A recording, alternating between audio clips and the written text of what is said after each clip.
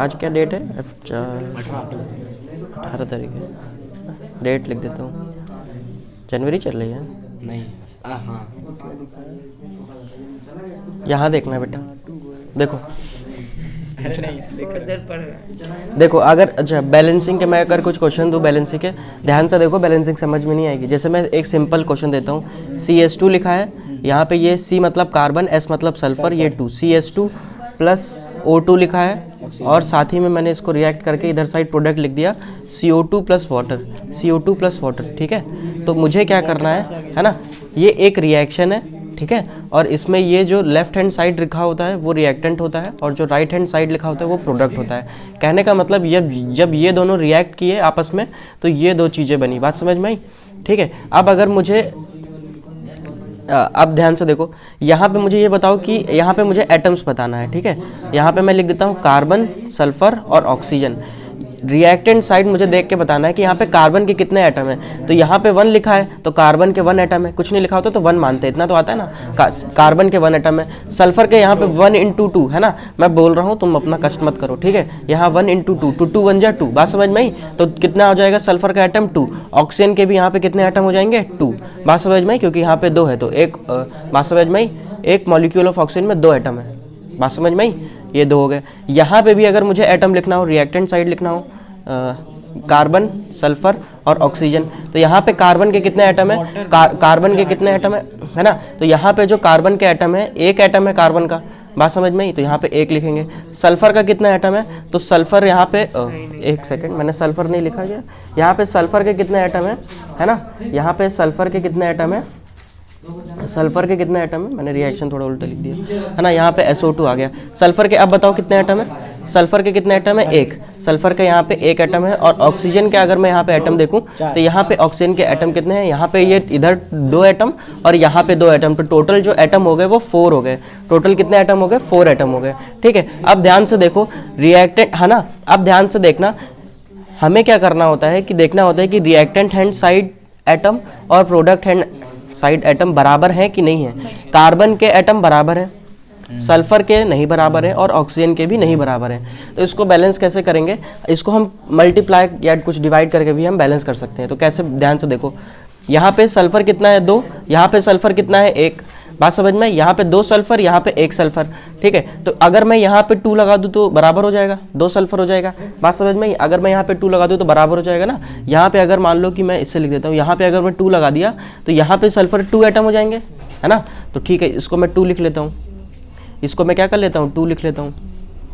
यह एक काम करता हूँ, मैं यहाँ पे ऐसे करके लिख देता हूँ ना। अब 2 एटम हो गए पहले यहाँ पे, ठीक है, ये 1 यहाँ पे लिखा है। बात समझ में आई? अब ध्यान से देखो, यहाँ पे अगर 2 सल्फर के, यहाँ पे अगर मैंने 2 लगा दिया तो सल्फर के 2 एटम हो गए, साथ में ऑक्सीजन के कितने एटम हो गए, ध्यान से देखो, 2 2 जा 4 है ना, और प्लस 2 4, और 4 + 2 = 6 है ना। तो यहाँ पे ऑक्सीजन के कितने एटम हो गए, 6। ऑक्सीजन के कितने एटम हो गए, 6 है ना। अब 4 नहीं, अब 6 एटम है। बात समझ में आई? ठीक है, अब इधर देखो, यहाँ पे अगर मुझे 6 एटम लाने हैं ऑक्सीजन के, इधर 6 हैं इधर 2 हैं, तो इसको क्या 3 से मल्टीप्लाई कर दूँ, 3 2 जा 6 हो जाएगा। बात समझ में आई? ठीक है, अब अगर मैं ध्यान से देखूंगा तो बैलेंस है। यहाँ पे देखो, यहाँ पे कार्बन का कितना एटम है 1, सल्फर का कितना एटम है 2, ऑक्सीजन का कितना एटम है 6। तो क्या ये पूरी रिएक्शन बैलेंस है? हाँ बैलेंस है, बिल्कुल बैलेंस है। बात समझ में आई? कुछ इस तरीके से बैलेंसिंग होती है। ठीक, इसको मैं मिटा देता हूँ, इसका कोई काम नहीं है, समझने के लिए, हेल्प लेने के लिए बनता है। ठीक है, बात समझ में आई? इस तरीके से कुछ रिएक्शन बैलेंस होती है। या लिखा रहने दो, ठीक है, या लिखा रहने दो, तुम हेल्प ले सकते हो उससे। जैसे अगर मैं एक और बनाऊँ, इसमें एक और एग्जांपल दूँ, ठीक है, ध्यान से सीख लो, ये काम आएगा। Mg है, ठीक है, साथ में क्या है CO2 है, और मैंने बना दिया यहाँ पे प्रोडक्ट बना दिया MgO + CO कार्बन। बात समझ में आई?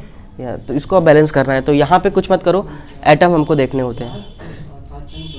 एटम देखो, यहाँ पे मैग्नीशियम, कार्बन और ऑक्सीजन। यहाँ पे भी रिएक्टेंट हैंड साइड भी देखो, एटम मैग्नीशियम के देखना है, कार्बन के देखना है और ऑक्सीजन के देखना है। यहाँ पे मैग्नीशियम के कितने एटम है, ध्यान से देख के बताओ, है ना।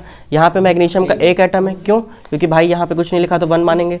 और रिएक्टेंट हैंड साइड देखो तो यहाँ, सॉरी प्रोडक्ट साइड देखो तो यहाँ पे भी क्या हो जाएगा, 1 ही एटम है। यहाँ पे कितना हो जाएगा 1 एटम। बात समझ में, यहाँ पे आ जाएगा 1 एटम। कार्बन का कितना एटम है, ध्यान से देखो, यहाँ पे कार्बन देखो, यहाँ पे 1 लिखा है ना, ये 1 इससे भी मल्टीप्लाई है और इससे भी मल्टीप्लाई है, तो कार्बन का कितना एटम हो गया 1। बात समझ में आई। और अगर प्रोडक्ट साइड देखूंगा तो यहाँ पे भी अगर 1 लिखा है तो कार्बन का कितना एटम हो गया 1।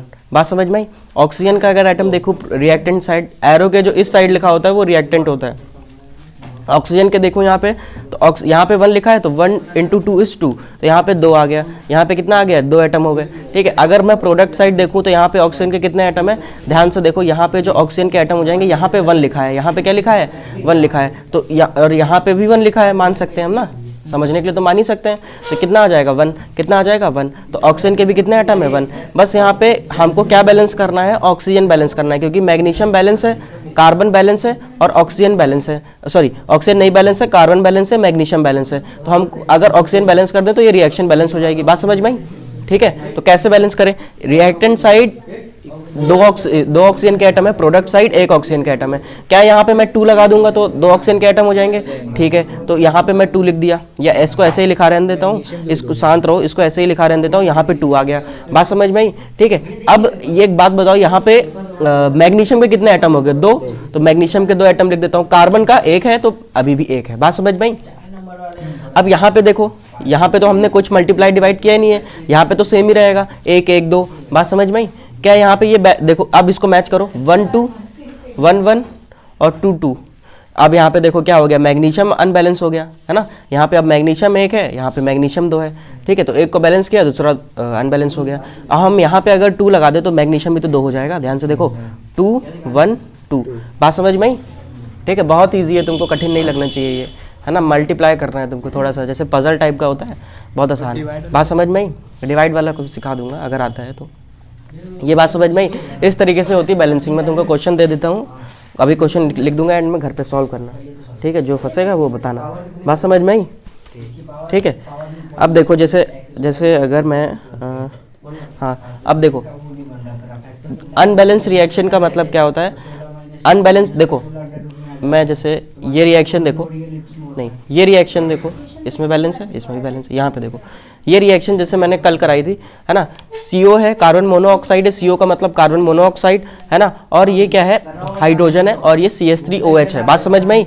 ये तो बैलेंस लिख दिया ना, अनबैलेंस कहाँ है, ये रही, है ना, ये रहा कार्बन मोनोऑक्साइड और H2 और CH3OH। ठीक है, यहाँ पे कार्बन का 1 एटम है, यहाँ पे भी कार्बन का 1 एटम है, यहाँ पे कार्बन का 1, यहाँ पे भी कार्बन का 1, यहाँ पे 2 और यहाँ पे 4। तो रिएक्टेंट साइड कार्बन के हाइड्रोजन के 2 एटम है और प्रोडक्ट साइड हाइड्रोजन के 4 एटम है, तो यहाँ पे ये अनबैलेंस है ना, अनबैलेंस है। बात समझ में, यहाँ पे क्या है ये अनबैलेंस। अनबैलेंस इक्वेशन क्या होती है, जिसमें इंडिविजुअली एक स्पीसीज के या एक एलिमेंट के एटम बैलेंस ना हो। बात समझ में आई। ठीक है, ये होती है अनबैलेंस। और बैलेंस में क्या होता है कि टोटल नंबर ऑफ एटम जो होते हैं अलग अलग स्पीसीज के, रिएक्टेंट साइड और प्रोडक्ट साइड क्या होते हैं, इक्वल होते हैं, है ना। अनबैलेंस इक्वेशन क्या होती है, ऐसी इक्वेशन जिसमें total number of atom each species के या ईच एलिमेंट के जो हैं वो बैलेंस नहीं होते हैं, रिएक्टेंट साइड और प्रोडक्ट साइड। बात समझ में आई। अब जैसे इसकी डेफिनेशन मुझसे पूछ लिया तो कैसे लिखूंगा, ध्यान से देखो, है ना। अच्छा, मैं क्या सिंपल ऐसे लिख सकता हूँ अनबैलेंस इक्वेशन में, अनबैलेंस्ड इक्वेशन, क्या मैं सिंपल ऐसे लिख सकता हूँ अनबैलेंस इक्वेशन में, सिंपल समझने के लिए लिख सकता हूँ अपने लिए कि number of atom reactant side और प्रोडक्ट साइड बराबर नहीं है। क्या लिख सकता हूँ, नंबर ऑफ एटम, है ना, number of atom reactant side is not equal to the number of atom, है ना, प्रोडक्ट साइड। क्या ये समझने के लिए लिख सकता हूँ, क्या एकदम सही लिखा हुआ है, एकदम सही लिखा हुआ है ना, ये एकदम सही चीज़ लिखी हुई है। बात समझ में आई। अलग अलग स्पीसीज के, ठीक है, इसी को मैं डेफिनेशन के फॉर्म में लिख रहा हूँ, इसी को क्या लिख रहा हूँ, डेफिनेशन के फॉर्म में लिख रहा हूँ। ठीक है, हमसे डेफिनेशन पूछता है, हमसे क्या पूछता है, डेफिनेशन पूछता है।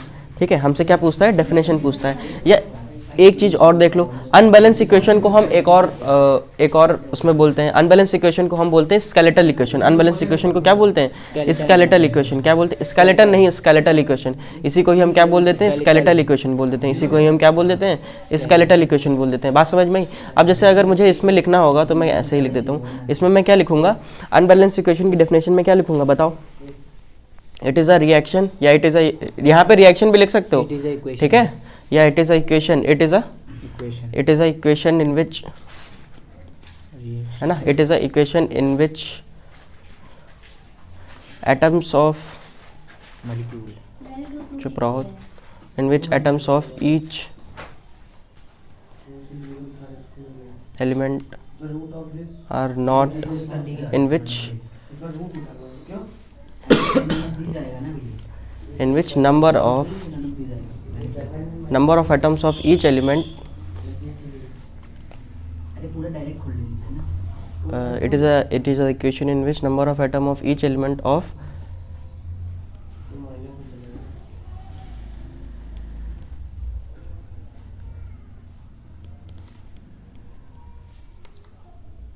ऐसे भी लिख लो, ऐसे भी लिख सकते प्रोडक्ट और वो बोलेंगे है ना।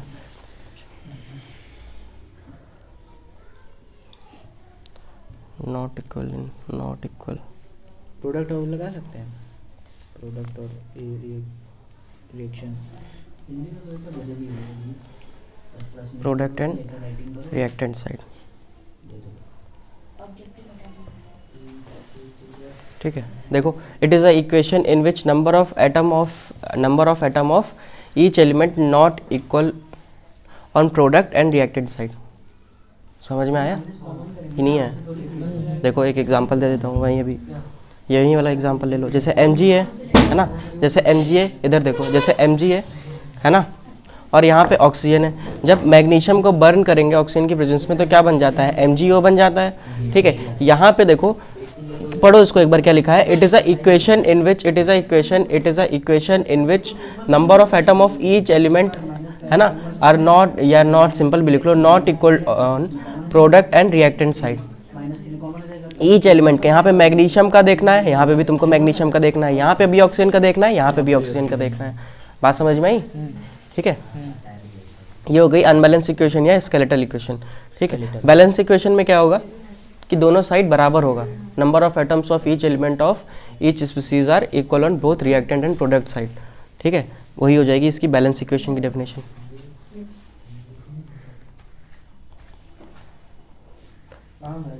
बैलेंस इक्वेशन में क्या लिखेंगे बताओ?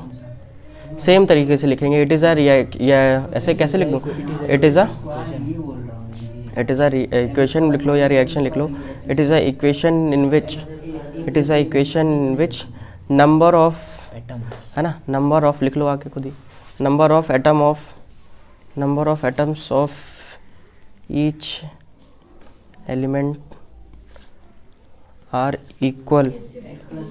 Equal on both reactant and product side. समझ में आया क्या लिखा हूँ? ठीक है, इसको रटना नहीं है, कॉमन सेंस लगाना है। समझ में आया? ये बना के ही लिखा हूँ, कुछ रटना नहीं है इसमें। समझ में आया? ठीक है, ये हो गई बैलेंस इक्वेशन, ठीक है, जिसमें सब बराबर होता है। सेम इसी को अगर मैं बैलेंस कर दूं, जैसे नीचे इसी को लिखता हूँ, ध्यान से देखो। जैसे अगर मैंने क्या किया कि यहाँ पे Mg था, यहाँ पे O2 था, अब अगर यहाँ पे MgO बन गया। अब देखो यहाँ पे मैग्नीशियम का कितना एटम है? एक है। यहाँ पे मैग्नीशियम का एक एटम है। ऑक्सीजन के यहाँ पे कितने? 2 एटम है। यहाँ पे ऑक्सीजन का एक एटम है। तो ऑक्सीजन अनबैलेंस है ना। ऑक्सीजन के एटम को हमको क्या करना है? बैलेंस करना है। तो यहाँ पे अगर मैं 2 लगा दूंगा तो यहाँ पे ऑक्सीजन के कितने एटम हो गए? 2, है ना। यहाँ पे भी 2 हो गए, लेकिन मैग्नीशियम देखो यहाँ पे क्या हो गया? 1 से 2 हो गया। यहाँ पे मैग्नीशियम 1 है। अब मैं यहाँ पे क्या करूंगा? यहाँ 2 लगा दूंगा, बैलेंस हो गई रिएक्शन। बात समझ में आई? ठीक है, ये हो गई हमारी रिएक्शन, बैलेंस हो गई। ठीक है, अगर हम अनबैलेंस इक्वेशन में रिएक्टेंट और प्रोडक्ट का मास निकालेंगे तो बराबर नहीं आएगा। ठीक है, अगर जैसे यहाँ पे एक एग्जांपल देख लो। जैसे मैं अगर बोलूँ तुमसे Mg, कल भी मैंने यही सेम एग्जांपल बताया था, Mg और O2, इसका यहाँ पे अगर तुम मास निकालोगे, इसका मास और टोटल इन दोनों का मास बराबर नहीं आएगा। क्यों? क्योंकि ये जो रिएक्शन लिखी है ये अनबैलेंस है ना। हम बैलेंस क्यों करते हैं? ताकि जो मास है, जो law of conservation of mass है, वो बराबर आए। बात समझ में आया? In a chemical reaction total number of atoms are always conserved, है ना। एटम्स हमेशा कंजर्व रहते हैं, इसीलिए हम क्या करते हैं? उसको बैलेंस करते हैं। मतलब जिधर जितने एटम रिएक्टेंट साइड है उतने ही एटम प्रोडक्ट साइड है। जो इस साइड लिखा होता है वो सब क्या होता है? रिएक्टेंट साइड, पूरा रिएक्टेंट होता है। बात समझ में आई? जो इस साइड लिखा होता है वो प्रोडक्ट होता है। ठीक है, ये बात समझ में आई? ठीक है, ठीक है, ये हो गया। ठीक, आओ अब हम कुछ देखते हैं। अब हम देखते हैं टाइप्स ऑफ केमिकल रिएक्शन, है ना। टाइप्स ऑफ केमिकल रिएक्शन, है ना। Types of types of chemical reaction, types of chemical types of chemical reaction, types of chemical reaction. ध्यान से देखो, तो सबसे पहले टाइप होती है केमिकल रिएक्शन की, होती है वो कॉम्बिनेशन रिएक्शन। मैं सारे टाइप्स लिख देता हूँ, फिर एक एक टाइप समझाऊंगा। सबसे पहले जो होती है वो होती है हमारी कॉम्बिनेशन रिएक्शन। सबसे पहले कौन सी आती है? कॉम्बिनेशन रिएक्शन, है ना, कॉम्बिनेशन रिएक्शन। दूसरी जो आती है उसके बाद हमारी आती है डिस्प्लेसमेंट रिएक्शन, है ना, या इसके बाद कॉम्बिनेशन के बाद हम डीकम्पोजिशन पढ़ेंगे, डीकम्पोजिशन रिएक्शन, है ना। कौन सी आती है? Decomposition reaction. कौन सी आती है? Decomposition reaction. तीसरी जो आती है डिस्प्लेसमेंट रिएक्शन। तीसरी कौन सी आती है? डिस्प्लेसमेंट रिएक्शन, है ना। तीसरी कौन सी आती है? डिस्प्लेसमेंट। इसका मतलब समझते हो? इसका मतलब क्या है कि जो ऊपर लिखा है वही नीचे लिखा है, बात समझ में आई? Displacement reaction. चौथा जो आता है डबल डिस्प्लेसमेंट रिएक्शन। चौथी कौन सी आती है? Double displacement reaction. चौथी कौन सी आती है? Double displacement reaction. बात समझ में आई? ठीक है। और एक और हम रिएक्शन पढ़ते हैं, रिडॉक्स रिएक्शन। एक और कौन सी पढ़ते हैं? Redox reaction. कौन सी पढ़ते हैं? Redox reaction. बात समझ में आई? ठीक है, क्या पढ़ते हैं? Redox reaction. ठीक है, और हम इसी डबल डिस्प्लेसमेंट रिएक्शन को क्या बोल सकते हैं? इसी डबल डिस्प्लेसमेंट रिएक्शन को हम बोल सकते हैं प्रेसिपिटेट रिएक्शन। क्या बोल सकते हैं? Precipitate reaction. क्या बोलते हैं इसी को? Precipitate reaction. ठीक है, इसी को क्या बोल सकते हैं? Precipitate reaction. कुछ छूट गया है क्या? नहीं, प्रेसिपिटेट रिएक्शन। बात समझ में आई? तो कॉम्बिनेशन रिएक्शन पहला है, दूसरा है डीकम्पोजिशन रिएक्शन, तीसरा है डिस्प्लेसमेंट रिएक्शन, चौथा है डबल डिस्प्लेसमेंट रिएक्शन या प्रेसिपिटेट रिएक्शन, इसी को बोलते हैं। ठीक है, अभी मतलब सबका समझाऊंगा। रिडॉक्स रिएक्शन, फिफ्थ पॉइंट जो है वो रिडॉक्स रिएक्शन। तो सबसे पहले हम कॉम्बिनेशन रिएक्शन देखते हैं। कॉम्बिनेशन रिएक्शन देखो, है ना, सबसे पहला जो टाइप है हम कॉम्बिनेशन रिएक्शन उसी को पढ़ रहे हैं। देखो कॉम्बिनेशन रिएक्शन में क्या है? कॉम्बिनेशन रिएक्शन में क्या है? ध्यान से देखो, कॉम्बिनेशन रिएक्शन को मैं एक एग्जांपल से समझाता हूँ। जैसे मान लो दो लोग हैं मेरे पास, है ना, मैं इन दोनों लोग को बना देता हूँ। ये रहा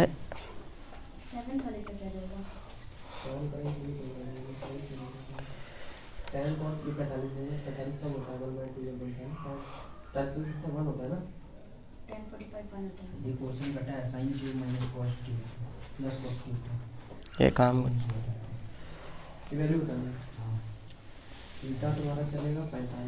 ठीक है। बात समझ में? क्यों तुम्हें किस चीज़ की दिक्कत होती है? बात समझ में? ध्यान से देखो क्या कह रहा हूँ कि चलो इस, है ना, जैसे मान लो ये दो लोग हैं, ये मेरे पास मान लेते हैं कि दो लोग हैं, है ना। इन दोनों लोग को कहाँ जाना है? मेले जाना है। इन दोनों लोग को कहाँ पे जाना है? मेले जाना है। ठीक है, अब ये जो है ना, ये जो पहले ये जो ए है, या इनको देखो, ये जो एक व्यक्ति है मान लो, ठीक, इनके पास पैर नहीं है, मेले जाना है लेकिन इनके पास पैर नहीं है। इनके पास आँख है, ये आँख से देख सकते हैं, लेकिन इनके पास पैर नहीं है, तो चल के कैसे जाएंगे मेले?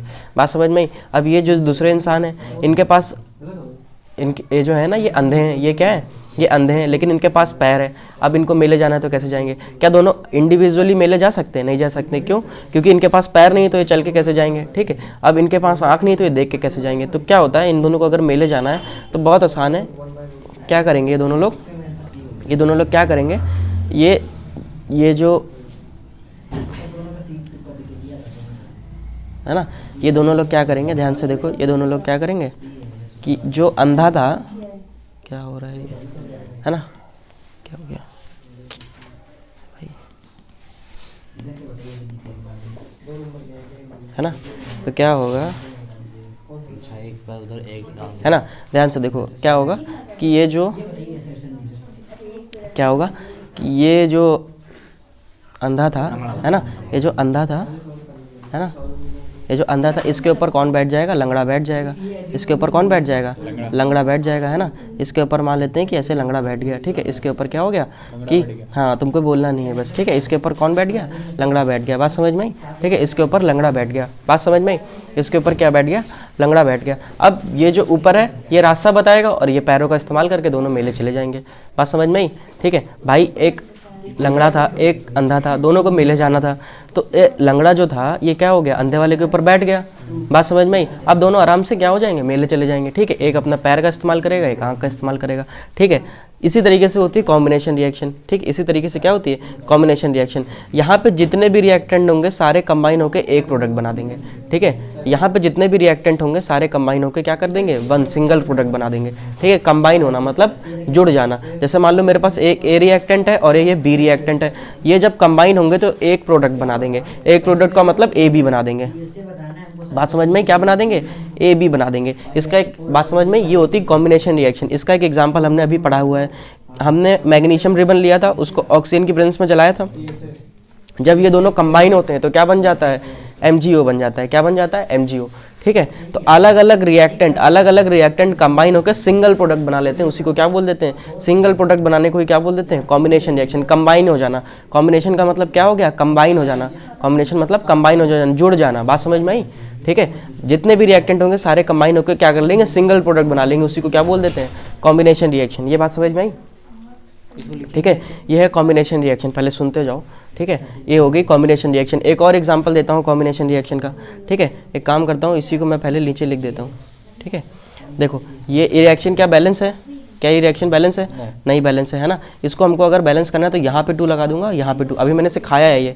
ठीक है, ये जो है ये क्या है, मैग्नीशियम है ना। जब भी हम रिएक्शन लिखते हैं तो अभी ये जो रिएक्शन लिखी है अधूरी लिखी है, बैलेंस तो हमने कर दी लेकिन अभी भी अधूरी है। क्यों? हमको सब कुछ लिखना होता है कि इंडिविजुअली चीज़ है क्या।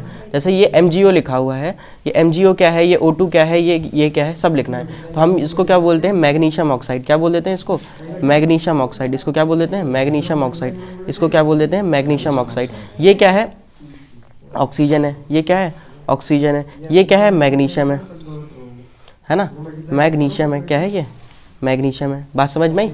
ठीक, ये बात समझ में आई? ठीक, ये मैंने ऐसे लिख दिया। अभी भी इसको हमको और अच्छे से लिखना है।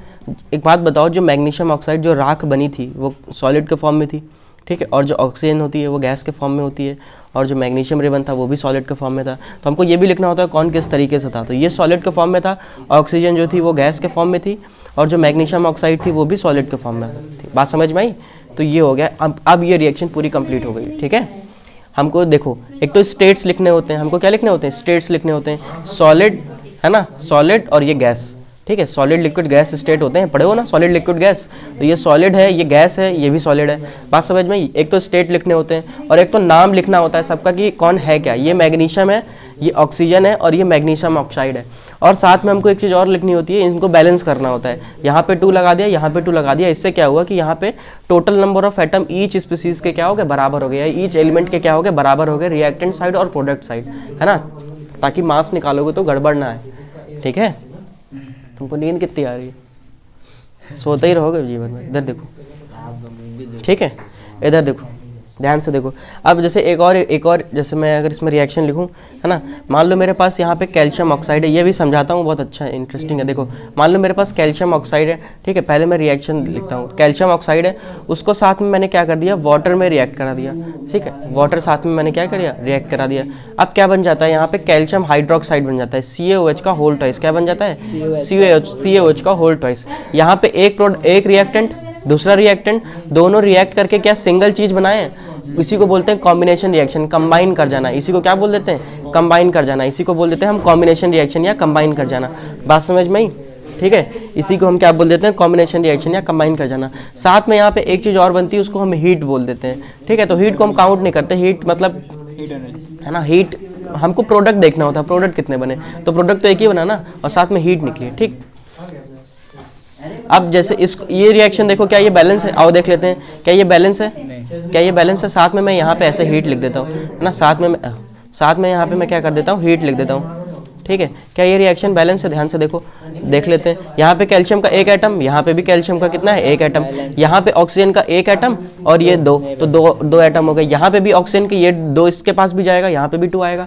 बात समझ में आई? ठीक है, ये 2 बाहर लिखा है ना, तो ये इसके पास भी जाएगा, तो 2 एटम ऑक्सीजन के हैं। हाइड्रोजन के भी 2 एटम यहाँ पे हैं। बात समझ में आई? और हाइड्रोजन के भी 2 एटम यहाँ पे हैं। तो ये ऑलरेडी बैलेंस रिएक्शन है। ये ऑलरेडी क्या है, बैलेंस रिएक्शन है। ठीक है, ये ऑलरेडी बैलेंस रिएक्शन है। ठीक है, ये ऑलरेडी क्या है, बैलेंस रिएक्शन है। ठीक है, अब ध्यान से सुनो। अब हमको क्या करना है, इसमें स्टेट लिखने हैं। हमको क्या करना है, इसमें स्टेट लिखने हैं। ठीक है, तुमको स्टेट नहीं याद करना है, मैं अभी लिख रहा हूँ, अभी समझाऊंगा अभी इसको। ये कैल्शियम ऑक्साइड है। ठीक, कैल्शियम ऑक्साइड जो होता है वो सॉलिड के फॉर्म में। ठीक है, वाटर तो हमेशा पता है, वाटर के लिए हमेशा हम क्या वर्ड यूज करते हैं, वाटर के लिए हम हमेशा क्या यूज करते हैं, है ना, वाटर के लिए हमेशा क्या यूज करते हैं, लिक्विड। और CaOH का होल ट्वाइस जो होता है ये एक्वस। वाटर को किसी चीज में मिलाते हैं तो उसके लिए हम यूज करते हैं एक्वस। इसका जो स्टेट है वो एक्वस है, हीट के लिए कुछ नहीं लिखते। बात समझ में आई? ठीक है, ये CO है, ये वाटर है और ये कैल्शियम हाइड्रोक्साइड है। ठीक है, अब ध्यान से देखो, अब नाम भी लिखना है हमको, क्या करना है, इसका नाम भी लिखना है। ठीक है, बैलेंस तो पहले से थी, अब हमने स्टेट मेंशन कर दिया, अब हमको क्या करना है, इसका नाम लिखना है। क्या करना है, इसका नाम लिखना है। 16 अभी बहुत तोड़ूंगा तुमको मैं, ठीक है। ये कैल्शियम ऑक्साइड है। अब इसी कैल्शियम ऑक्साइड का इसका नाम लिखो, यहाँ पे क्या होगा, ये कैल्शियम ऑक्साइड, यहाँ पे है क्या, कैल्शियम ऑक्साइड, ठीक है। और ये क्या है, वाटर, है ना। इसको तुम सिंपल क्या लिख सकते हो, वाटर। अभी देखते हैं इसका क्या नाम है ना, इसका नाम है हमारा, है ना, कैल्शियम हाइड्रोक्साइड। इसका क्या नाम है, कैल्शियम हाइड्रोक्साइड, है ना। इसका जो नाम है कैल्शियम हाइड्रोक्साइड, बात समझ में आई, ठीक है, कैल्शियम हाइड्रोक्साइड, ठीक है। इसको क्या बोल देंगे, डाई हाइड्रोजन ऑक्सीजन, है ना, डाई हाइड्रोजन ऑक्सीजन, है ना। क्या बोल देंगे, डाई हाइड्रोजन, 2 हाइड्रोजन है और एक साथ में क्या है, एक ऑक्सीजन है ना। बात समझ में आई, ठीक है, डाई हाइड्रोजन ऑक्सीजन, ठीक है, ठीक है। ये हो गया हमारा calcium oxide, di hydrogen oxygen, और ये कैल्शियम हाइड्रोक्साइड। ये बात समझ में आई, हमने इसका नाम लिख दिए, ठीक है। ये बात समझ में आई, शांत रहो, ठीक है। ये हो गया कैल्शियम ऑक्साइड, ये हो गया वाटर, और ये हो गया कैल्शियम। अब इसी रिएक्शन को मैं समझा रहा हूँ, ध्यान से समझो, ये बहुत इजी और कॉमन रिएक्शन है, तुमने घर में देखी भी होगी, है ना। चूना जानता है सबको, चूना सबकी बोरी लाया, है ना। तो अब शांत रहो, है ना। यहाँ पे मान लो कि ये बोरी लाया, इसमें ये बोरी चूने की बोरी है, बात समझ में, इसमें पूरा चूना भरा हुआ है। चूना का मतलब होता है कैल्शियम ऑक्साइड। चूना का मतलब क्या होता है, कैल्शियम ऑक्साइड। ये किस फॉर्म में होता है, सॉलिड के फॉर्म में होता है। ये किस फॉर्म में होता है, सॉलिड के फॉर्म में होता है। अब चूना हमको मान लो दीवार पे पेंट करना है ना, दीवार पे पेंट करना है, ठीक है। तो दीवार पे पेंट करना है, तो क्या मैं ऐसे ही जो पाउडर फॉर्म में जो है ये कैल्शियम ऑक्साइड, इसको तो दीवार पे फेंक नहीं दूंगा, ये तो उड़ जाएगा। तो हम क्या करेंगे, साथ में यहाँ पे क्या लेंगे, एक मान लो हमने एक कंटेनर लिया, ठीक। कंटेनर में क्या भर दिया, पूरा पानी भर दिया। कंटेनर में क्या भर दिया, पानी भर दिया। कंटेनर में क्या भर दिया, पानी भर दिया। कंटेनर में यहाँ पे हमने वाटर ले लिया, पानी भर दिया, और साथ में इसी को इसमें पूरा जो था, ये जो पूरा इसमें पाउडर फॉर्म में था, ये जो पाउडर फॉर्म में था, इसको इसमें पूरा डाल दिया, ठीक है। तो इसको भी मैं कुछ इस तरीके से बना देता हूँ, ठीक है। इसको मैं क्या कर देता हूँ, कुछ इस तरीके से बना देता हूँ। इसमें हमने पूरा क्या कर दिया, इसको फिल कर दिया, बात समझ में आई, ठीक है, ठीक है। इसको हमने क्या कर दिया, कैसे फिल कर दिया, ध्यान से देखो। इसको हमने क्या कर दिया, पूरा ऐसे ऐसे फिल कर दिया, बात समझ में आई। इसको हमने क्या कर दिया, पूरा उसको ऐसे फिल कर दिया, ठीक है। तो इस कंटेनर में क्या क्या आ गया, बताओ। इस कंटेनर में क्या आ गया, कैल्शियम ऑक्साइड आ गया और साथ में वाटर आ गया, ठीक है। अब हमने फिल कर दिया, इसको ऐसे घोल देंगे, भाई घोलते हैं ना ऐसे, है ना। इसको ऐसे घोल देंगे, ठीक है। इसको घोल देंगे और पेंट करने लगेंगे क्या, नहीं, पेंट नहीं करते हैं कभी भी हम। जब इस कंटेनर में हमने क्या लिया, वाटर लिया और कैल्शियम,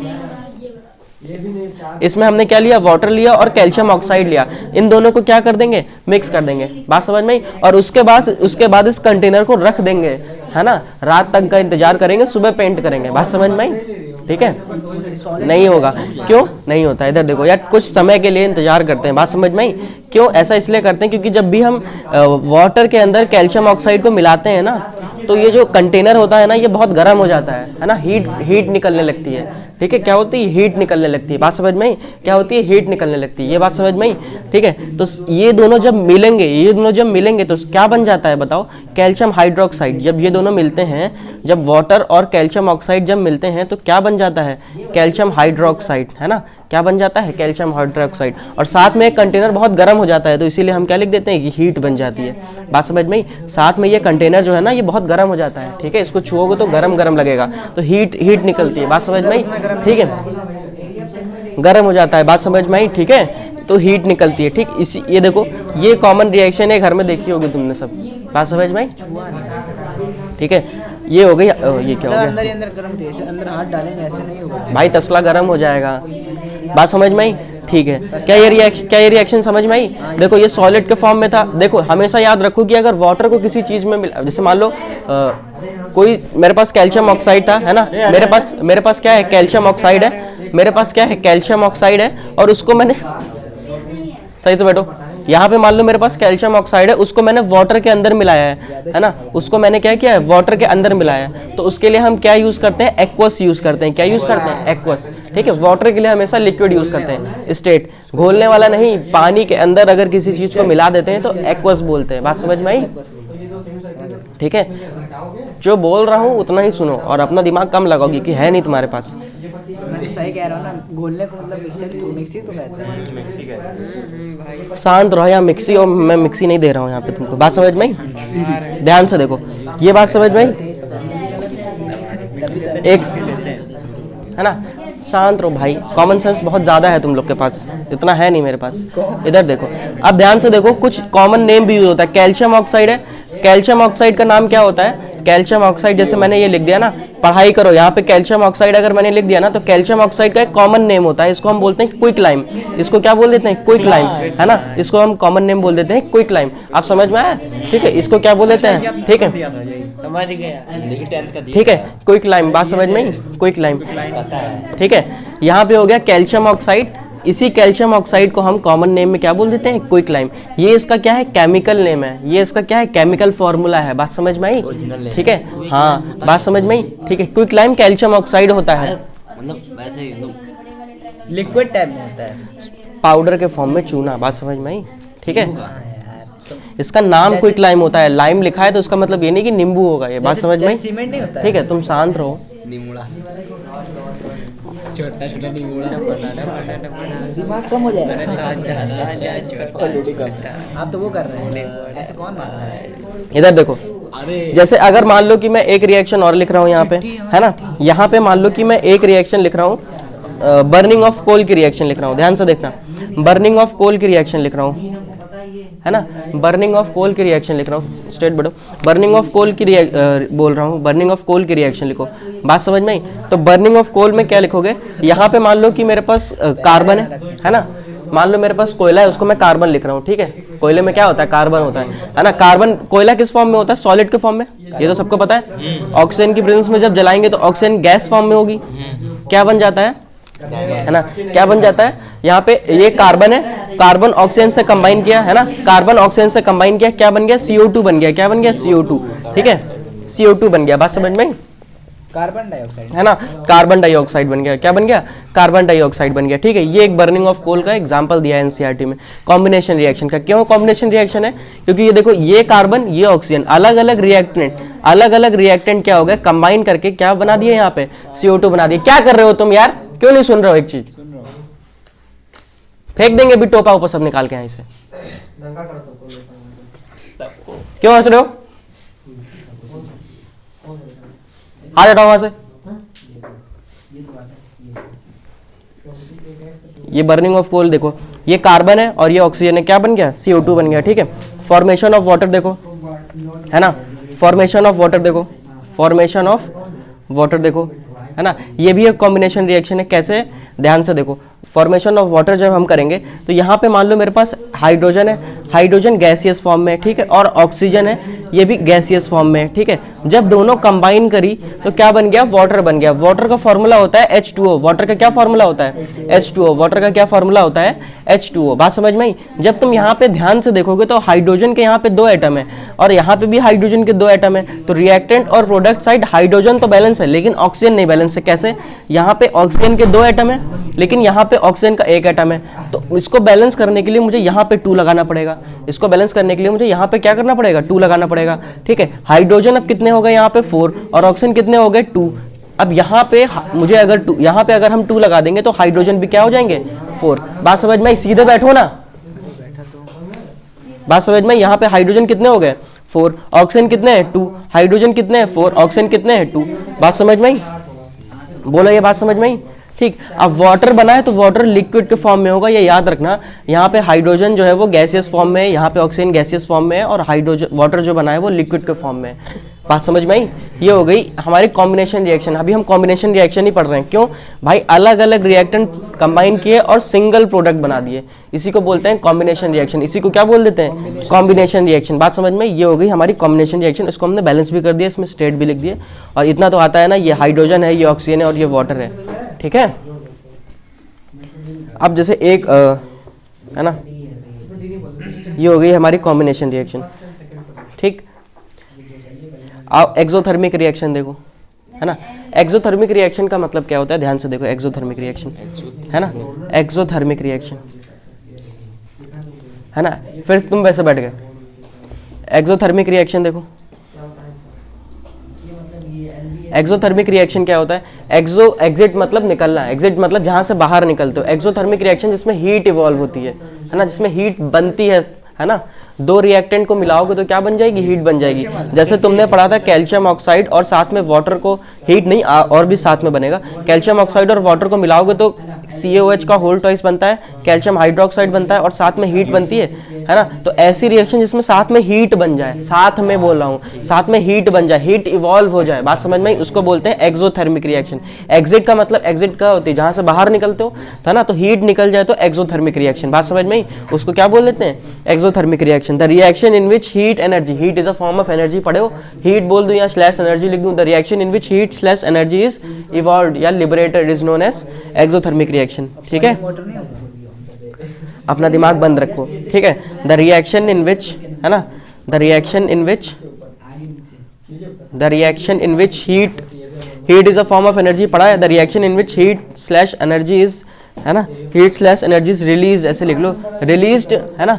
साथ में कैसे लिखेंगे, किसके, प्रोडक्ट के साथ ना, is release along with product, है ना, is released along with the product, is release along with the, है ना, विद द प्रोडक्ट, उसी को क्या बोल देते हैं, एक्सोथर्मिक रिएक्शन, है ना। इज कॉल्ड एज, इज, है ना, is called as exothermic reaction, is called as exothermic reaction, बात समझ में आई, is called as exothermic reaction, बोलो ये बात समझ में, is called as exothermic reaction. बहुत इजी चैप्टर है। वो रिएक्शन जिसमें हीट, वो रिएक्शन जिसमें साथ में प्रोडक्ट के साथ में हीट भी निकला है, उसको बोलते हैं एक्सोथर्मिक रिएक्शन। इसका मैंने एक एग्जांपल तुम्हें पहले ही पढ़ा दिया है ना, है ना। जनरेट, जो मैंने बोला है तुम वो हाथ में लिख सकते हो, अपना कॉमन सेंस भी लगा सकते हो, अच्छा होगा तब, कोई वर्ड कुछ भी मत लिख देना, बात समझ में आई। अब ध्यान से देखो, जैसे अगर मैं बोला कि एक एग्जांपल तो मैंने अभी तुमको पढ़ाया, मैं इसको लिख देता हूँ, ध्यान से देखो। मान लो मेरे पास कैल्शियम ऑक्साइड है ना, कैल्शियम ऑक्साइड है, किस फॉर्म में है, सॉलिड के फॉर्म में।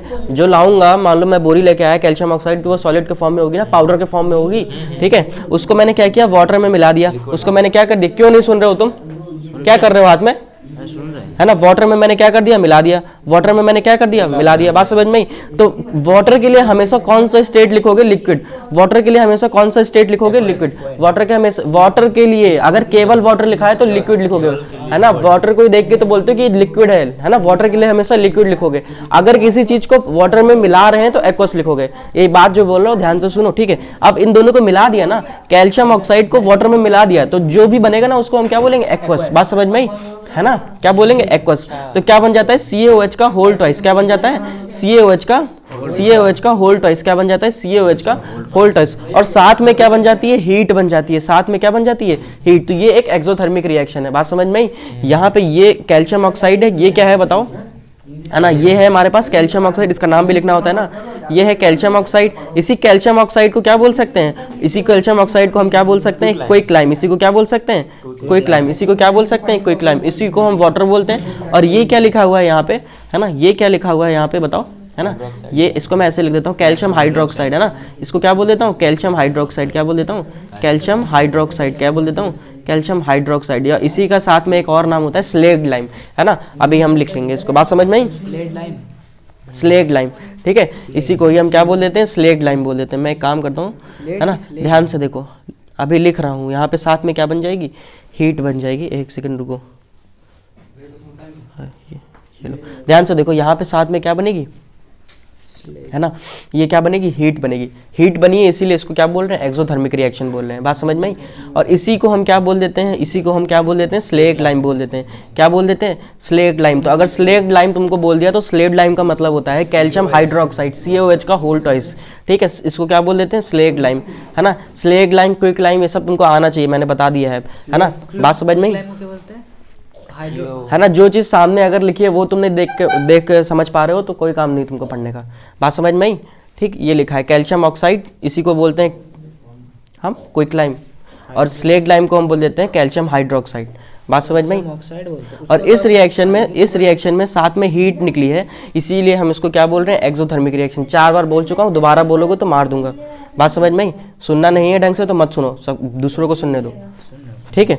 ये हो गई एक हमारी एक्सोथर्मिक रिएक्शन। दूसरी एक्सोथर्मिक रिएक्शन देखो, है ना, दूसरी एक्सोथर्मिक रिएक्शन देखो, जैसे मान लो, है ना, जैसे मान लो कि मेरे पास ग्लूकोज है C6H12O6, है ना। मान लो कि मेरे पास क्या है, ग्लूकोज है, ये रहा मेरे पास C6, है ना, ये रहा, देखो ध्यान से, इसको ध्यान से देखना, C6H12 फोटोसिंथेसिस जैसी मिलती जुलती है ना।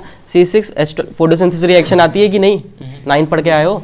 C6H12O6, है ना, C6H12O6, बात समझ में। और ये रहा ग्लूकोज, इसको ऑक्सीजन की प्रेजेंस में क्या कर रहे हैं, है ना, क्या कर रहे हैं, जला रहे हैं। बात समझ में आई, ठीक है। यह सिंपल समझो कि ग्लूकोज और ऑक्सीजन के साथ अगर रिएक्शन होगी तो क्या बनेगा, CO2 बनेगा, वाटर बनेगा, है ना, और साथ में क्या बनती है, एनर्जी या हीट। मैंने लिखा था ना हीट स्लैश एनर्जी, तो इसीलिए हम इसको भी क्या बोल देते हैं, एक्सोथर्मिक रिएक्शन। बात समझ में आई। तो यहाँ पे मैं क्या लिख दूँ बताओ, है ना, क्या लिख दूँ, CO2 लिख दूँ और वाटर लिख दूँ, है ना, CO2 लिख दूँ और वाटर लिख दूँ, और साथ में यहाँ पे मैं एनर्जी लिख देता हूँ, है ना, यहाँ पे मैं साथ में क्या लिख देता हूँ, एनर्जी लिख देता हूँ। इतने में ही आ गया। बात समझ में ही, साथ में मैंने क्या लिख दिया, एनर्जी लिख दिया, बहुत कम में ही आ गया। चलो कोई बात नहीं, ठीक है। जैसे ये रिएक्शन लिखी हुई है ना, ये ध्यान से देखो, है ना, इसको अब बैलेंस करना है, इसको बैलेंस करना है, तो कैसे बैलेंस होगी, ध्यान से देखो, है ना, मैं तुमको बता दे रहा हूँ ये कैसे बैलेंस होगी। तुम इसको ट्राई करना है एक बार बैलेंस करने का, है ना। मैं पहले भी बताया हूँ तुमको, यहाँ पे अगर 6 लगा दो और यहाँ पे 6 लगा दो और यहाँ पे 6 लगा दो तो रिएक्शन बैलेंस हो जाएगी। कैसे, ध्यान से देखो, कैसे, ध्यान से देखो, है ना। यहाँ पे कार्बन के 6 एटम है, reactant head side carbon 6, product side देखो कार्बन कितने, हाँ यहाँ भी 6 हो गए। 6 लगाने के बाद की बात कर रहा हूँ, ठीक है। यहाँ पे हाइड्रोजन 12, यहाँ पे देखो 6 2 जा 12 हाइड्रोजन, यहाँ पे ऑक्सीजन 6, यहाँ पे कितने, यहाँ पे 6 ऑक्सीजन और 6 2 जा 12, है ना, 12 में 6 जोड़ेंगे तो 18 आ जाएगा। तो यहाँ पे 18 ऑक्सीजन के एटम है। यहाँ पे कितना है, 6 और 6 2 जा 12, है ना, 12 + 6 इज 18। तो यहाँ पे भी ऑक्सीजन के एटम बैलेंस है, तो सारा बैलेंस है, कार्बन बैलेंस है, ऑक्सीजन बैलेंस है और हाइड्रोजन बैलेंस है। बात समझ में आई। तो ये हो गई हमारी बैलेंस रिएक्शन। यहाँ पे साथ में एनर्जी बनी है, इसीलिए हम इसको क्या बोल रहे हैं, एक्सोथर्मिक रिएक्शन। यहाँ पे देखो मैंने लिखा है, the reaction in which heat slash energy is release along with the product is called as exothermic reaction. बात समझ में, जिसमें हीट बोल दो या एनर्जी बोल दो, दोनों रिलीज हो, या एक ही चीज है, it is a form of energy, है ना, इसी को हम क्या बोल देते हैं, एक्सोथर्मिक रिएक्शन, ठीक है। कुछ छोटी नहीं लिख गई, बात समझ में, इसी को ही हम क्या बोल देते हैं, एक्सोथर्मिक रिएक्शन। क्या बोल देते हैं, एक्सोथर्मिक रिएक्शन, ठीक है। अब जैसे अगर मुझे इसका वो लिखना होगा, स्टेट लिखना होगा, सॉलिड लिक्विड गैस, तो ध्यान से देखना, ये जो ग्लूकोज होता है ये एक्वस फॉर्म में होता है। बात समझ में, ये सेल के अंदर की रिएक्शन है, सेल, एक बॉडी के सेल के अंदर की रिएक्शन है ना, ठीक है। ये जो होता है ये एक्वस फॉर्म में होता है। कार्बन डाइऑक्साइड भी क्या होता है, गैस फॉर्म में, लेकिन ये सेल के अंदर है तो एक्वस फॉर्म में, ठीक है। यहाँ पे CO2 जो है वो भी एक्वस फॉर्म में, CO2 जो है वो भी क्या है, एक्वस फॉर्म में। और वाटर जो, वाटर के लिए हम लिक्विड यूज करते हैं, अभी मैंने बताया चिल्ला के। बात समझ में आई। और ये एनर्जी, बात समझ में आई। गैस कैसे एक्वस में हो गई, कहाँ गैस एक्वस, सेल के अंदर, बॉडी के एक सेल के अंदर एक्वस फॉर्म में होता है, डिसॉल्व फॉर्म में होता है। बात समझ में आई, ठीक है। इसी रिएक्शन को क्या ये एक्सोथर्मिक रिएक्शन है, हाँ, क्योंकि एनर्जी यहाँ पे क्या बनी है, यहाँ पे क्या बनी है, एनर्जी बनी है। क्या CO, कहाँ CO लिखा है, CO नहीं लिखा है कहीं पे, CO2 लिखा है। बात समझ में आई। इसी रिएक्शन को हम क्या बोल देते हैं, इसी रिएक्शन को हम क्या बोल देते हैं, रेस्पिरेशन रिएक्शन। इसी रिएक्शन को क्या बोल देते हैं, रेस्पिरेशन रिएक्शन। ध्यान से याद रखना, रेस्पिरेशन रिएक्शन। इसी रिएक्शन को क्या बोल देते हैं, रेस्पिरेशन रिएक्शन। इसी रिएक्शन को क्या बोल देते हैं, रेस्पिरेशन रिएक्शन। बात समझ में, इसी रिएक्शन को हम क्या बोल देते हैं, रेस्पिरेशन रिएक्शन। इसी रिएक्शन को क्या बोल देते हैं, रेस्पिरेशन रिएक्शन। और ये क्या एक्सोथर्मिक रिएक्शन है, यहाँ पे नीचे लिख लेना है ऐसे पॉइंट लगा के, ये एक्सोथर्मिक रिएक्शन भी है ना, ये एक्सोथर्मिक रिएक्शन है। ये क्या है, एक्सोथर्मिक रिएक्शन है। ये क्या है, एक्सोथर्मिक रिएक्शन है ना। क्यों, क्योंकि इसमें एनर्जी बनी है, एक्सोथर्मिक रिएक्शन, एक्सोथर्मिक रिएक्शन। ये क्या है साथ ही में, एक्सोथर्मिक रिएक्शन। बात समझ में, बहुत इजी चैप्टर है, बहुत इजी चैप्टर है। बात समझ में, ठीक है। रेस्पिरेशन रिएक्शन और एक्सोथर्मिक रिएक्शन, बात समझ में, ये होगी एक्सोथर्मिक रिएक्शन। एक और बात समझ में, बोलो, ठीक है। बर्निंग ऑफ नेचुरल गैस, जैसे किसी भी गैस को, जैसे मान लो मीथेन गैस है, कोई भी गैस को जलाओगे, जैसे सिलेंडर में जो तुम्हारी गैस होती है, जब उसको जलाते हो तो हीट निकलती है, तो वो भी तो एक्सोथर्मिक रिएक्शन है, लिक्विड पेट्रोलियम गैस होती है। बात समझ में आई, ठीक है। मान लो मेरे पास मीथेन गैस है, methane gas CH4 methane gas है, उसको जब हम जलाएंगे तो क्या हीट निकलेगी, बिल्कुल हीट निकलेगी। अरे भाई, किसी भी चीज को जलाओगे तो हीट तो निकलती है कि नहीं निकलती, किसी चीज को जलाओगे तो हीट निकलती है ना, बस बात खत्म। किसी चीज को जलाओगे हीट निकलती है, अगर हीट निकल रही है तो एक्सोथर्मिक रिएक्शन है ना। बात समझ में, अभी सुनो, बाद में मैं सब सुन लूंगा तुम्हारी बात, ठीक है। ध्यान से देखो, बर्निंग ऑफ, मैंने क्या बोल दिया, बर्निंग ऑफ, है ना, burning of natural gas, burning of natural gas. अगर मैं किसी भी, है ना, वो क्या है ना, मैं 8th नहीं पढ़ा रहा हूँ ना। इधर देखो, बर्निंग ऑफ नेचुरल गैस, जैसे यहाँ पे मैंने मीथेन की बात कर दी। देखो, मान लो मेरे पास CH4 है, ये एक नेचुरल गैस है, बात समझ में ही, ठीक है। CH4 है, नेचुरल गैस है, इसको मीथेन बोलते हैं। इसको क्या बोल देते हैं, मीथेन। गैस बोल रहा हूँ तो इसके लिए स्टेट में क्या लिखूंगा, गैस, है ना। क्या बोल रहा हूँ, सीधे गैस लिखूंगा। इसको बर्न का मतलब कि ऑक्सीजन की प्रेजेंस में जलाना है ना। यहाँ पे रही मेरी ऑक्सीजन, ये भी क्या होगी, गैस के फॉर्म में। बात समझ में ही। तुम अब क्या बनेगा, हीट बनेगी, इतना तो पता है भाई, किसी चीज को जलाओगे तो हीट तो इवॉल्व होती है, ठीक है। तो साथ में क्या बनेगा बताओ, साथ में सिंपल बनता है CO2 और वाटर। क्या बनेगा, CO2 और वाटर। क्या बनेगा, CO2 और वाटर। और मैं साथ में यहाँ पे क्या लिख सकता हूँ, हीट भी लिख सकता हूँ प्लस लाइट भी लिख सकता हूँ। किसी भी चीज को जलाओगे तो रोशनी भी तो होती है ना, हीट प्लस लाइट भी लिख सकता हूँ। बात समझ में आई, हीट प्लस लाइट भी लिख सकता हूँ। ठीक है, ये बात समझ में आई, इसमें कोई दिक्कत है। अब मैं यहाँ पे क्या कर देता हूँ, CO2 जो होगा गैस फॉर्म में, वाटर जो होगा वो भी क्या होगा, गैस फॉर्म में। बात समझ में आई? क्या ये एक्सोथर्मिक रिएक्शन है? बिल्कुल है। बात समझ में आई? क्यों है एक्सोथर्मिक रिएक्शन? क्योंकि इसमें क्या इवॉल्व हो रही है, हीट या एनर्जी जिसको हम बोल सकते हैं। बात समझ में आई? ये देखो, बात समझ में आई? ठीक है, burning of natural gas is also example of exothermic reaction. Heat ना लिखे एनर्जी लिखे तो मार्क्स मिल जाएगा ना। हाँ, हीट और लाइट ना लिखे प्लस एनर्जी लिख सकते हैं। हीट, जहाँ पे हीट लिखना होगा वहाँ पे हीट लिखोगे, जहाँ पे एनर्जी लिखना होगा वहाँ पे एनर्जी लिखना है ना। अच्छा ठीक है। डिकम्पोजिशन, अच्छा डिकम्पोजिशन ऑफ, क्या मैं बोल रहा हूँ, ध्यान से देखना। एक चीज और बता रहा हूँ, the decomposition of vegetable matter into compost is also an example of exothermic reaction. कभी घर में कंपोस्ट बनाए हो? कंपोस्ट जैसे मान लो कि खूब सारी तुम क्या करना, जैसे मान लो एक मटका लेना, ठीक है, मटका लेना, उसमें क्या करना, जैसे मान लो कि जो छिलका होता है घर में, जो छिलका निकलता है, थोड़ी सी मिट्टी लो।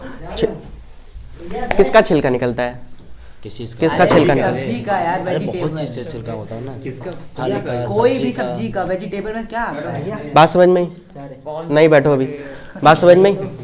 ठीक है, मान लो कि मैंने क्या किया, ध्यान से सुनो। मान लो मैंने क्या किया कि एक मटका लिया, उसमें थोड़ी सी मिट्टी डाल दी मैंने, है ना। मिट्टी क्यों डाली, क्योंकि बैक्टीरिया होते हैं ना मिट्टी में डिकम्पोज करने वाले चीजों को। बात समझ में? उसमें बैक्टीरिया है ना, पढ़े हो, लास्ट वाले चैप्टर से रिलेटेड है कुछ। बात समझ में? उसमें बैक्टीरिया, मैंने थोड़ा सा कर्ड डाल दिया, कर्ड में भी बैक्टीरिया होते हैं। बात समझ में? मैंने दही डाल दिया, है ना। बात समझ में? मैं जो बोल रहा हूँ ध्यान से सुनो। किसी भी चीज को जब हम उसको डिकम्पोज करते हैं तो हीट इवॉल्व होती है। बात समझ में? डिकम्पोज करते हैं तो हीट इवॉल्व होती है। बात समझ में? मैंने एक मटका लिया मान लो, ठीक है, उसमें मैंने सारे छिलके डाल दिए जितने भी होते हैं, है ना, चाय पत्ती डाल दी, मिट्टी डाल दी, और भी जितनी चीजें थी डाल दी, और उसको रख दिया ढक के, पूरा मिला के रख दिया। अब मैं जब 10-15 दिन के बाद जाके उसमें हाथ डालूंगा तो वो हीट गरम अंदर लगेगा कि बहुत गरम है। कि जब कोई भी चीज डिकम्पोज होती है तो हीट इवॉल्व, हाँ, स्मेल भी आएगी।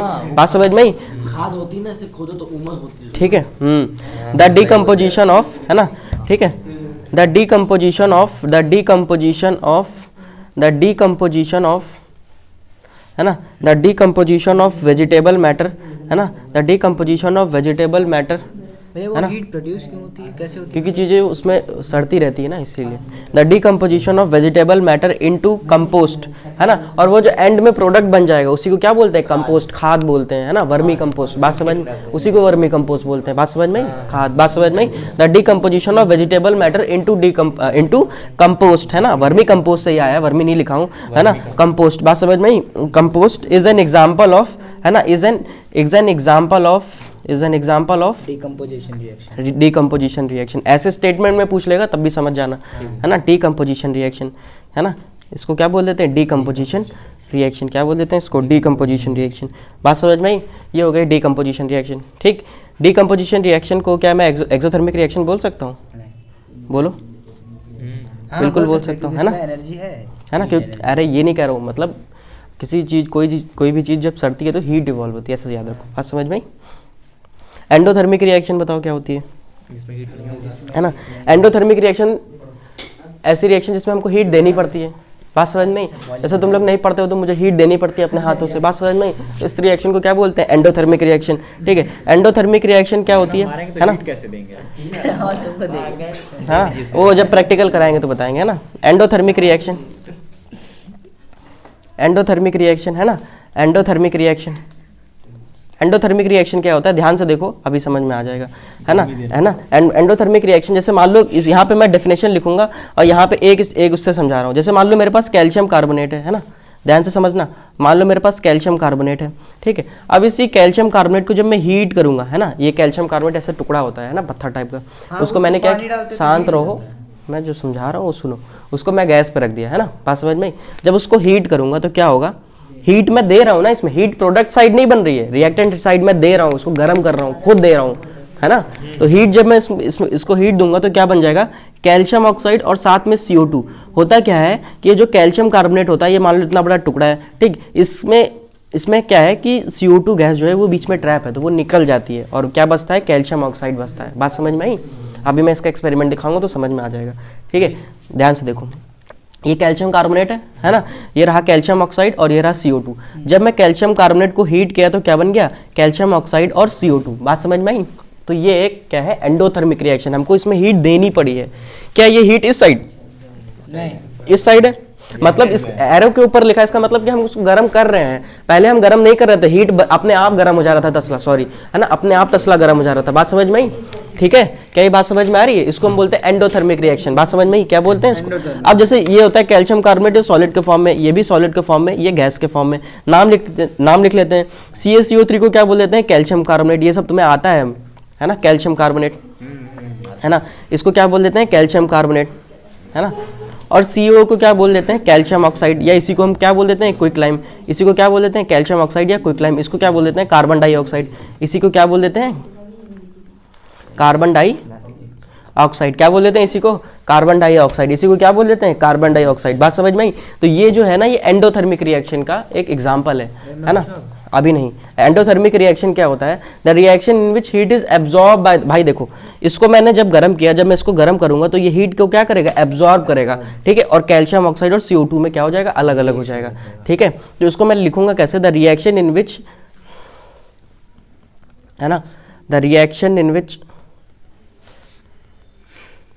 है ना, the reaction in which heat is, है ना, heat is absorbed bye substance, absorbed by the reactant, by the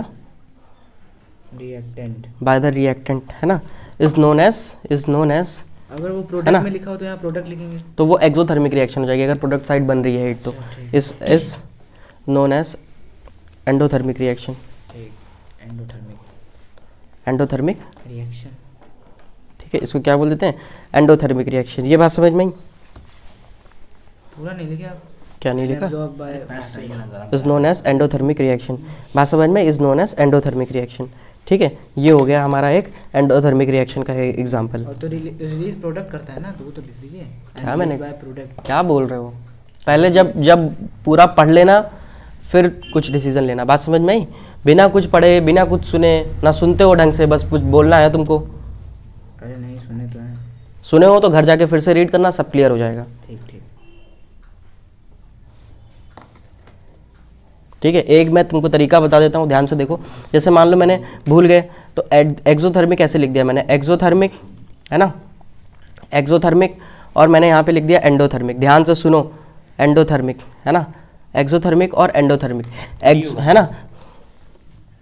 ठीक है, यहाँ पे एंडो आ जाएगा। ठीक है, एंडोथर्मिक।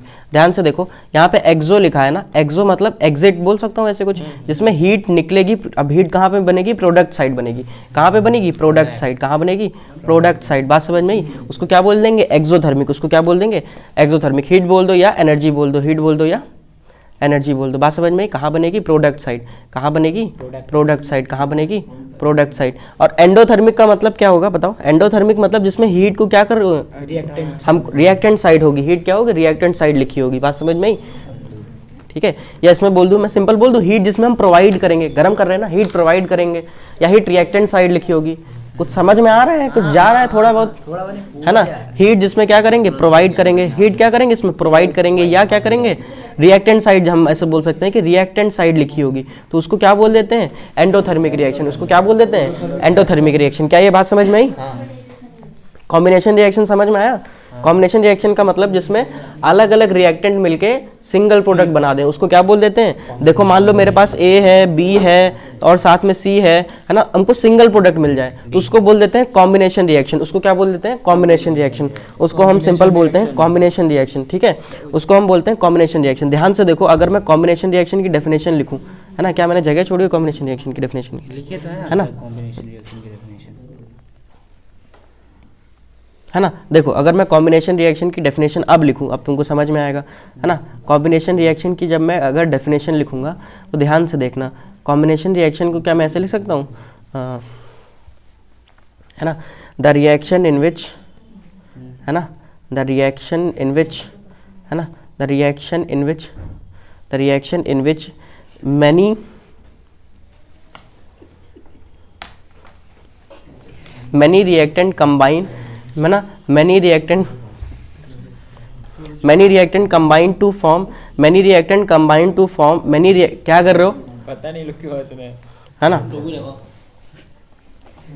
है ना। कॉम्बिनेशन रिएक्शन क्या होती है? The reaction in which many reactant combine to form single product, to form single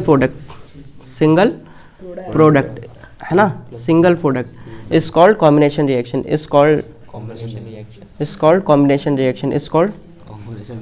called as combination reaction, is called as combination reaction. बात समझ में? Is called as combination reaction, उसको हम क्या बोल देते हैं? Combination reaction. ऐसे ये क्या समझ में आया?